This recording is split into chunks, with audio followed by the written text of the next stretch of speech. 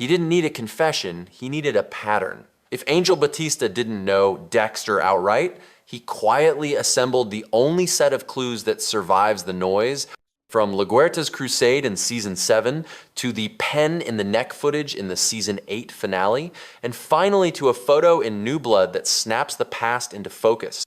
I'll show you the receipts and the one moment where denial becomes recognition. This is commentary and critique for education and entertainment. Major spoilers ahead. Start with who Batista is when the badge is off. He's Miami Metro's conscience, empathetic, methodical. The guy who remembers birthdays and buys cafe con leche for the bullpen. That warmth is not a weakness, it's his filter. He knows when a story should feel human and when it lands cold. So when other detectives get charmed by Dexter's easy smile, Batista carries a mental ledger. Strange disappearances, convenient explanations, and a growing pile of pain orbiting one man who never seems to break. Drop your earliest scene in the comments. What's the first time you thought Batista felt that chill? Now watch the season 7 endgame.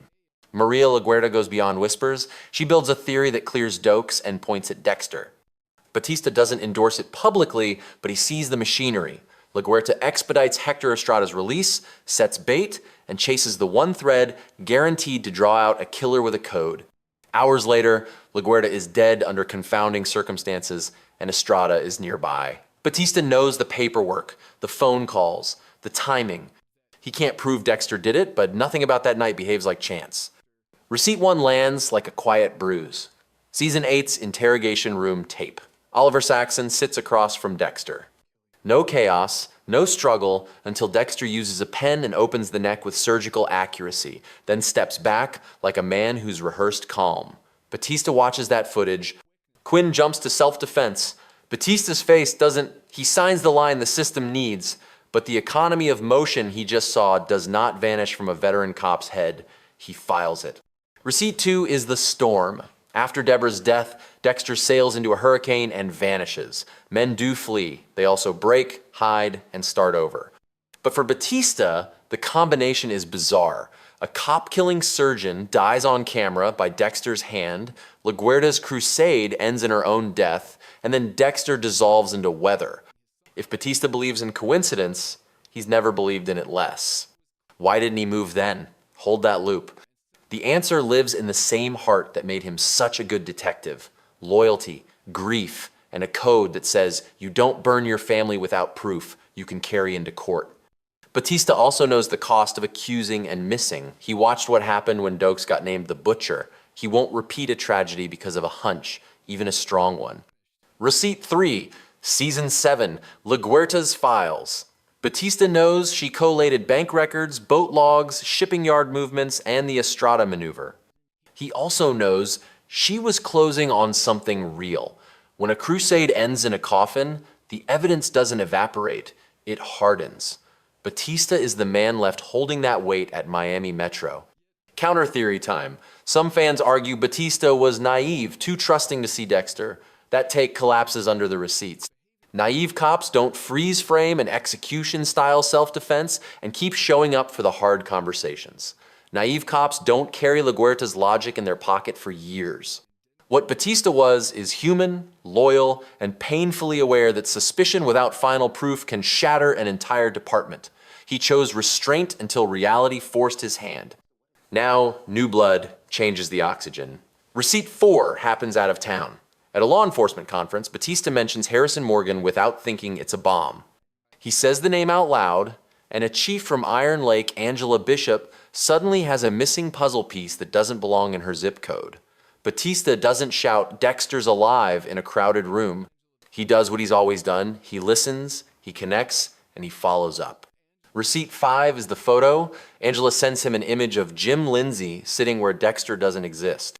Batista doesn't blink. He cross-references faces and history, then reaches for LaGuerta's old casework.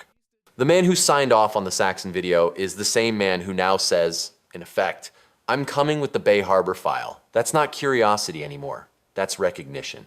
In the middle of these receipts sits the one that fans sleep on. Batista's posture in the Season 8 review of the Saxon tape.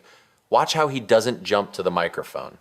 He studies the economy of the kill, the single motion, the arterial target, the absolute calm. That's not a guy seeing a lucky stab. That's a guy remembering years of Dexter's immaculate proximity to chaos and feeling the ledger balance in his chest, not just on paper. Ethics line, before we push to the verdict, we're not glamorizing violence here. We're examining craft, how a story uses method, consequence, and character to aim a decent man at an indecent truth without turning him into an executioner. Back to the loop. Why wait if the signs were there? Because Batista's code requires a yesterday, a today, and a tomorrow. Yesterday, LaGuerta's files and the Saxon tape. Today, a living photo of a dead colleague under a false name. Tomorrow, a flight with an arrest package that finally ties Miami's ghosts to a man with a pulse. In plain English, he waited for the one receipt that stops internal politics from swallowing the case. The photo was that receipt. Receipt 6 is smaller but sharp. Batista has always separated grief from evidence. He loved Deborah, he respected LaGuerta, he still asks better questions when his friends are involved. In season 8, as the room tries to call a murder obvious self-defense, he stays on the frame. In New Blood, when Angela describes the Iron Lake pattern, he doesn't roll his eyes at a small-town chief, he measures her facts against LaGuerta's. The patterns rhyme, killers targeted, disappearances. Dexter present where closure gets messy. He doesn't need a confession, he needs a chain, and now he has one.